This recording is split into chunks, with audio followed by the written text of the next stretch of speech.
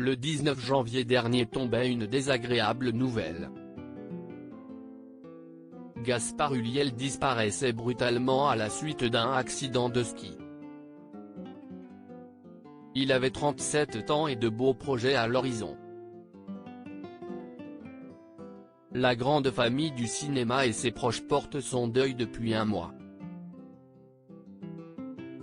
Vicky Krieps, la compagne du comédien, essaie tant que bien mal de reprendre goût à la vie aux côtés du petit Torso, son garçon de 6 ans.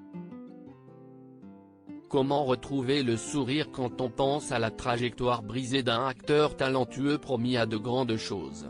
Parmi ses projets, Gaspard Ulliel aurait dû notamment conquérir le petit écran dans Tycoon, une série Canal+. Le comédien interprétait l'un des personnages principaux de ce thriller en 6 épisodes de 52 minutes, adaptation du livre d'Argent et de Sang signé par Fabrice Arfi, journaliste de Mediapart, sur l'affaire de la fraude à la taxe carbone. Derrière la caméra, Xavier Giannoli, réalisateur des Illusions perdues. Pour cette nouvelle adaptation, le cinéaste réunissait également à l'écran Vincent Lindon et Ramzy Bedia, ici dans le rôle d'un personnage librement inspiré d'Arnaud Mimran, Golden Boy actuellement emprisonné pour son implication dans la séquestration d'un financier suisse. Il restait encore 24 jours de tournage à Gaspard Ulliel.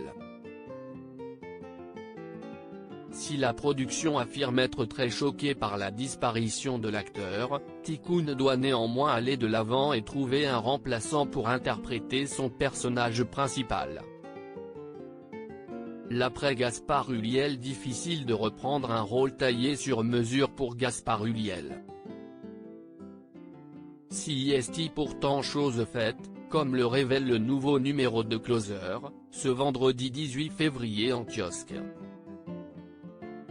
Après avoir contacté Pierre Ninet et Benjamin Voisin, la production de Tycoon a décidé de se laisser le temps de la réflexion.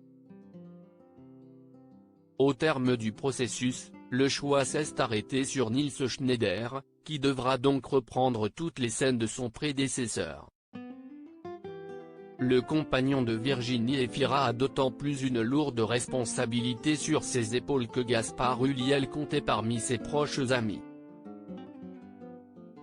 Le tandem avait d'ailleurs partagé l'affiche dans 2 films, Un peuple et un roi puis Sibylle, présentés au Festival de Cannes, en 2019. C'était la dernière montée des marches de Gaspard. Sa dernière séance. Loading Widget.